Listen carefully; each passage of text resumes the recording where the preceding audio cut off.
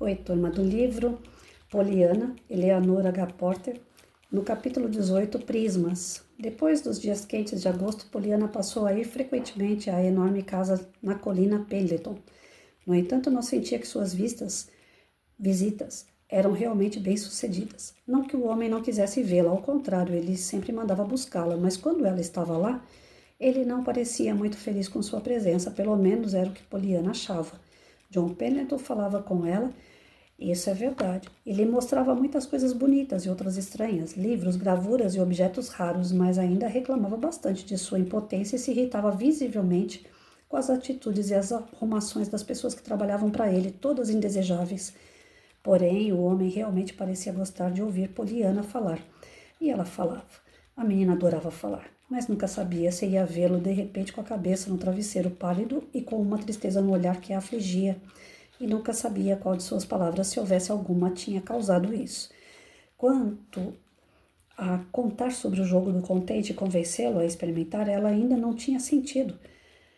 Nenhuma vez que fosse uma boa hora para ele se interessar por aquilo. Já tinha tentado falar sobre o jogo 2 vezes, mas nenhum momento delas conseguiu passar do começo, isso é, do que o pai lhe dissera. Nas 2 ocasiões, John Pendleton mudou bruscamente o assunto da conversa.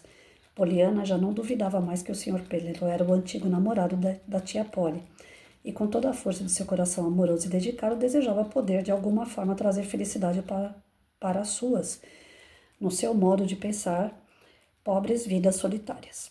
Exatamente como ia fazer isso, no entanto, a menina não sabia. Ela falava com o Sr. Pendleton sobre a tia, e ele escutava, às vezes gentil, às vezes irritado, sempre com um sorriso enigmático nos lábios, normalmente sérios.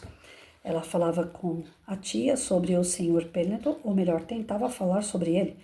Em geral, Miss Polly não ouvia por muito tempo, sempre achava logo outro assunto para conversa. E frequentemente fazia isso quando também Poliana estava falando de outras pessoas, por exemplo, o Dr. Chilton. Mas Poliana achava que nesse caso era porque o Dr. Chilton tinha visto a tia no jardim do inverno com a rosa no cabelo e o chale de renda sobre os ombros. Realmente, tia Polly parecia particularmente amarga em relação ao Dr. Chilton, como Poliana pôde confirmar num dia em que gripe forte a deixou na cama. Se não melhorar até meia-noite, vou mandar buscar o médico, tia Polly afirmou. Mesmo? Então vou piorar, a menina murmurou. Eu ia adorar se o Dr. Chilton viesse me ver. Naquele momento ela não entendeu a expressão que surgiu no rosto da tia. Não será o Dr. Chilton, Poliana, mas Miss Polly falou séria. Dr. Chilton não é o médico da nossa família. Vou mandar buscar não sei falar esse nome. Warren ou Warren, se você piorar. Mas Poliana não piorou. E Dr. Warren, eu vou falar Warren, gente, mas eu não sei se é isso que não. É Warren. Ou Warren ou Warren. Foi chamado. Não foi chamado. Estou muito contente, a menina disse à tia naquela noite. É claro que não gosto do doutor e tudo mais, mas prefiro o Dr. Chilton e acho que ele ia ficar magoado se não pudesse vir me ver. Sabe, afinal, não devemos culpá-lo por ter visto a senhora tão bonita naquele dia, ela concluiu em tom de súplica. Já chega, Poliana. Eu realmente não quero discutir sobre o Dr. Chilton ou os sentimentos dele. Miss Polly falou decidida, o tom era de reprovação. Poliana ficou observando a tia por segundos, com um olhar interessado, mas levemente triste. Adoro quando suas bochechas estão assim rosadas, tia Polly, mas queria tanto pentear seu cabelo de novo. Assim, tia Polly, mas a mulher já estava no hall, fora do alcance da vista da menina. Foi quase no fim de agosto que Poliana, ao fazer uma visita de manhã cedo a John Pendleton, encontrou sobre o travesseiro dele uma faixa brilhante de luz azul, dourada e verde, contornada por raios vermelhos e roxos. A menina parou imediatamente e admirou aquilo completamente maravilhada. O Sr. Pendleton é um arco-íris bebê, um verdadeiro arco-íris. Veio lhe fazer uma visita, exclamou, batendo palmas suavemente. Como é lindo! Mas como entrou aqui? O homem riu um pouco sobriamente. Naquela manhã, John Pendleton estava particularmente irritado com o mundo. Bem, suponho que tenha entrado através da ponta daquele termômetro de vidro lapidado ali na janela. Falou com a voz fraca. O sol não deveria bater ali, mas isso está acontecendo toda manhã. Oh, é tão bonito, Sr. Pendleton. E é o sol que faz isso? Caramba, se fosse meu termômetro, ia ficar o dia inteiro onde o sol batesse. Grande proveito você ia tirar, então. O homem riu. Como acha que ia saber a temperatura se o termômetro ficasse o tempo todo no sol? Nem ia me importar, Poliana respirou fundo, fascinada pela brilhante faixa de cores sobre o travesseiro. Como se alguém fosse se importar com isso, se vivesse o tempo todo no arco-íris. O homem riu mais uma vez. Ele estava observando com certa curiosidade a expressão de encantamento no rosto da menina. De repente teve uma ideia e imediatamente tocou a campainha que ficava a seu lado. Nora, ele disse com a criada idosa, apareceu na porta. Traga daqueles castiçais grandes de bronze que ficam sobre a lareira da sala da frente. Sim, senhora, a mulher murmurou, levemente confusa. Logo depois ela voltou. Um tilintar musical entrou no quarto, enquanto ela andava, pensativa na direção da cama. Os sons vinham dos pingentes de prisma pendurados ao redor do antigo candelabro que a criada segurava. Obrigado, pode pôr ali na mesa. Ele instruiu. Agora pegue um barbante e prenda no gancho da braçadeira da esquerda daquela cortina.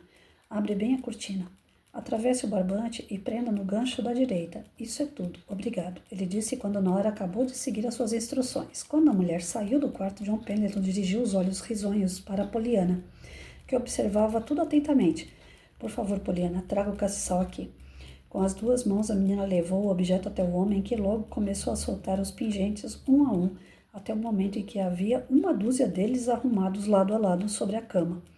Agora, minha querida, pegue cada pingente desses e pendure naquele barbante que Nora prendeu na janela. Se realmente quer viver num arco-íris, o jeito é criarmos um arco-íris para você. Poliana mal tinha prendido 3 dos pingentes na janela iluminada pelo sol quando já pôde ver um pouco do que ia acontecer. Estava tão deslumbrada que sentia dificuldade para controlar os dedos trêmulos e pendurar os pingentes restantes. Mas finalmente sua tarefa foi cumprida e ela deu um passo para trás com um gritinho de admiração. Aquele quarto luxuoso, mas triste, tinha virado um reino de fadas. Em todos os lugares havia luzes coloridas que pareciam dançar, vermelhas, verdes, roxas, alaranjadas, douradas e azuis. A parede, o piso, a mobília e até a cama brilhavam com manchas cintilantes de cor. Oh, que maravilha! Poliana exclamou. De repente deu uma risada. Acabei de pensar que o próprio sol está tentando fazer o jogo agora, não acha? Falou animada, esquecendo por um momento que o homem não podia saber o que ela estava falando. Oh, como eu queria ter essas coisas, como eu ia gostar de dar isso para tia Polly e para a senhora Snow. E, ora, para muitas pessoas, acho que ficariam contentes de verdade. Acho que tia Polly ia ficar tão contente que nem ia evitar bater as portas, às vezes, se vivesse num arco-íris como esse. Não concorda, Sr. Pendleton? Bem, pelo que me lembro de sua tia, Miss Poliana, devo dizer que seriam necessários mais do que alguns prismas na luz do sol para fazer com que ela batesse portas por alegria. Poliana olhou para ele por algum tempo, depois deu um longo suspiro. Esqueci, o senhor não sabe do jogo. Acabo de me lembrar disso. Que tal me contar então? E dessa vez Poliana contou tudo, desde o começo, desde as muletas que deveriam ser uma boneca. Enquanto falava, não olhava para ele. Seus olhos encantados ainda estavam fixos nos raios coloridos dos pingentes de prisma dançando na janela iluminada pelo sol. E isso é tudo. Ela respirou fundo. Agora sabe por que eu disse que o sol está tentando fazer jogo.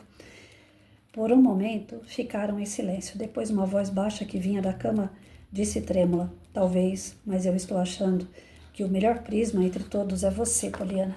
Oh, não. Não mostro lindos raios vermelhos e verdes e roxos e quando o sol bate em mim, Sr. Pendleton. Não? O homem sorriu. Poliana, olhando para ele, se perguntou por que haviam lágrimas naqueles olhos. Não, ela respondeu. E depois de um minuto acrescentou com uma tristeza na voz. Infelizmente, Sr. Pendleton, o sol não faz nada além de aumentar as minhas sardas. Tia Polly diz que ele realmente faz isso. O homem deu uma risada e Poliana olhou para ele de novo. A risada tinha soado como um soluço. Ai, gente,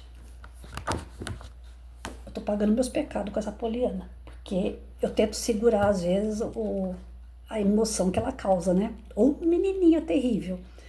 Se encantar com cristais que batem à luz do sol e que refletem na parede, nos móveis, o arco-íris. E aí vem esse casca de ferida do Pendleton e diz que os raios de sol, o arco-íris é ela. Quem é que não vai se emocionar com uma conversa dessa? Mas vamos lá. Isso daí prova pra gente que a inocência, né, que o sentimento bom, que o sentimento de amor, ele sempre vai prevalecer nos lugares ainda mais sombrios, né? A gente fala que para que as trevas se dissipem é necessário das luzes, é necessário que a gente se faça sol perante os lugares onde estão nublados, não é isso? Essas falas não são falas românticas, são falas reais.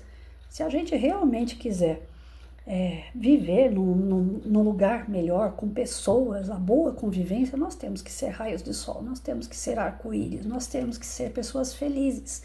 Hoje pela manhã, quando eu fiz as leituras que eu faço diária, né, para os meus amigos no WhatsApp, veio dizendo para nós a mensagem dessa forma: não espere lá fora que tenha sol, seja você o sol.